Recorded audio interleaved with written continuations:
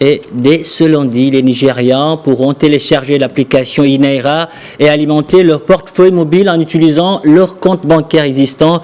Le Nigeria va dévoiler aujourd'hui une version numérique de sa monnaie, le iNaira, dont le lancement prévu début octobre avait été différé. Le président Mohamed Bouhari sera le premier à utiliser cette monnaie virtuelle.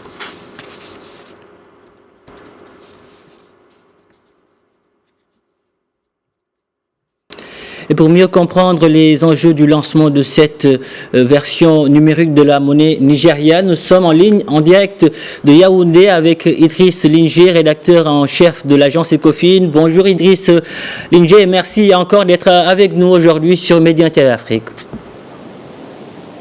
Bonjour et bonjour à tous les auditeurs de Média TV Afrique. Alors, aujourd'hui, vous allez répondre aux questions que se posent plusieurs Nigérians. Concrètement, qu'est-ce qu'on peut acheter ou faire avec le iNaira? Comment fonctionne-t-elle? Alors, ce qu'a dit la Banque centrale dans son communiqué, c'est que aujourd'hui, il y aura ce lancement officiel qui sera effectué par le président, ce qui est tout à fait normal, parce que le iNaira, avant d'être électronique, reste d'abord une monnaie. Et la monnaie n'est véritablement valable que si le souverain y a accordé sa confiance et son onction. Et c'est ce que va faire aujourd'hui Muhammadu Bouhari. Mais la Banque centrale va poursuivre les discussions avec diverses parties prenantes. Et on peut imaginer que ces parties prenantes sont les banques, les points de paiement, les marchands, les personnes qui font des transactions sur des biens et des services, afin que tout le monde puisse s'arrimer à l'outil technologique qu'est le Naira. Mais déjà, il faut dire que la Banque centrale a créé un site dédié à cette monnaie numérique sur laquelle les gens qui veulent l'utiliser peuvent recevoir plus d'informations, mais il va sans dire que c'est progressivement que la monnaie va prendre un effet global dans cette économie de près de 200 millions d'habitants.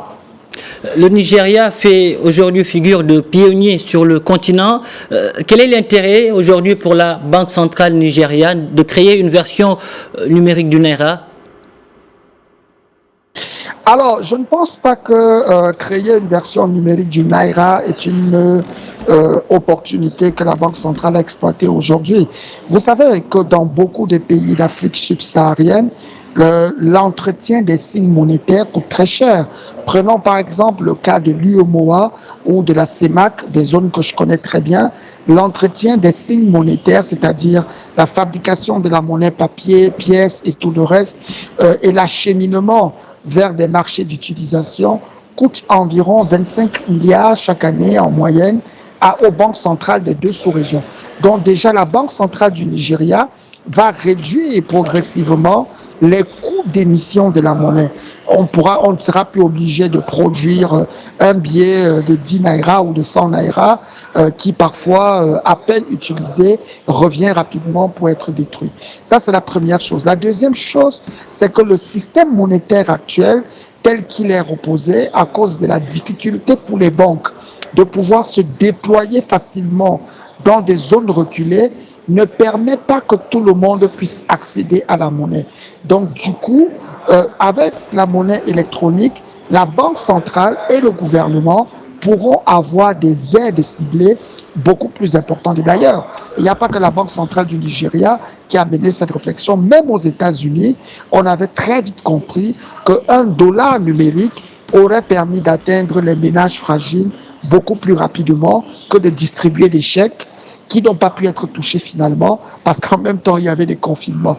Donc, je pense que c'est une évolution normale, compte tenu de ce que la digitalisation aujourd'hui est juste une étape supérieure qui a commencé avec la carte de crédit et qui s'est accentuée avec le mobile money, et on va aujourd'hui vers la monnaie exclusivement digitale.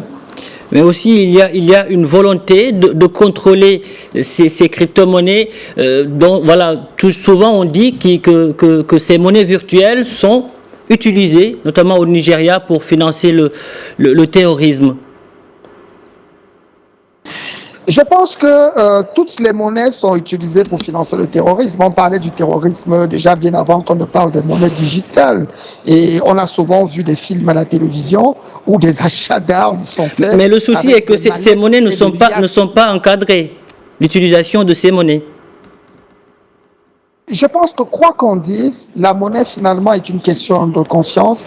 La valeur des actifs de crypto-monnaies dont vous parlez est passée de 20 milliards de dollars en 2017 à 2000 milliards de dollars à la fin de l'année 2021.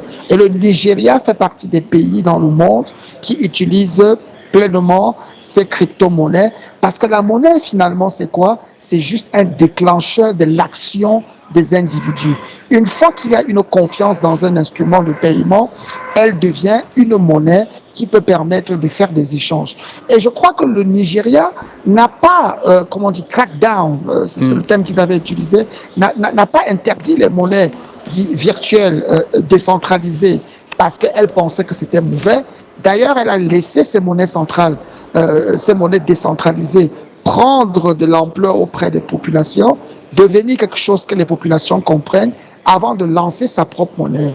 Mais il est clair qu'avec une monnaie digitale centralisée que le Nigeria lance, ça lui permettra d'avoir plusieurs contrôles et c'est aujourd'hui quelque chose qu'il faut surveiller. Il n'y a pas que le terrorisme, il y a la capacité de contrôler les droits des individus à disposer de leur argent comme ils le veulent.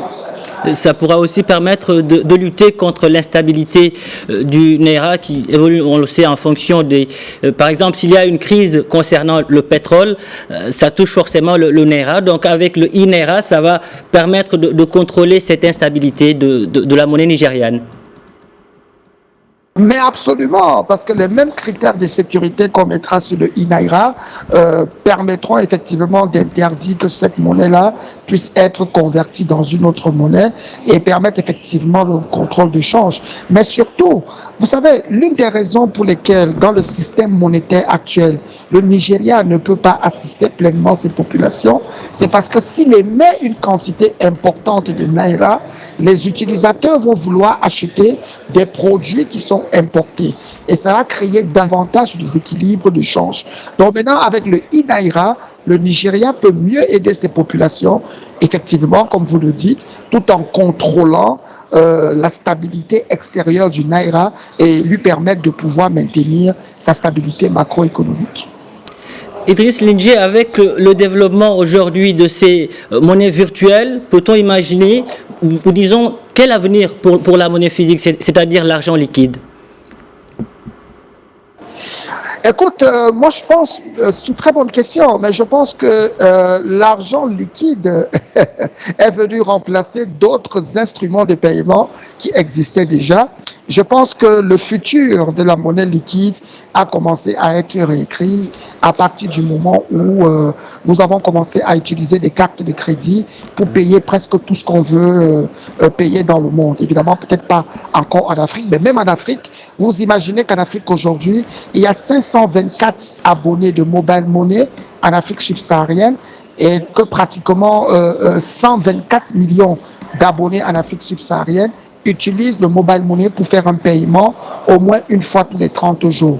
Ce qui veut dire que la monnaie fiduciaire, la monnaie physique est en train de passer dans son histoire depuis déjà très longtemps. Et puis les gens ne le savent pas, mais en réalité, cette monnaie physique n'a jamais vraiment représenté la plus importante part de la masse monétaire. La plus importante part de la masse monétaire est la monnaie scripturale qui est dans les comptes bancaires et qui fait l'objet de transactions entre banques, entre cartes de crédit et aujourd'hui avec le mobile money. Donc en réalité, la monnaie digitale est un aboutissement logique et je pense que tout le monde observe très bien le Nigeria, la Chine et aussi un peu la Suède qui sont des pionniers dans le domaine dans le monde et certainement d'ici 10 ans, je vous payerai mon abonnement à Média TV ou à autre chose en monnaie digitale. En tout cas, merci Idriss Lindjé, merci d'avoir répondu à toutes nos questions. Je rappelle que vous êtes le rédacteur en chef de l'agence Ecofin. Merci. Au revoir et bonne journée à vos auditeurs.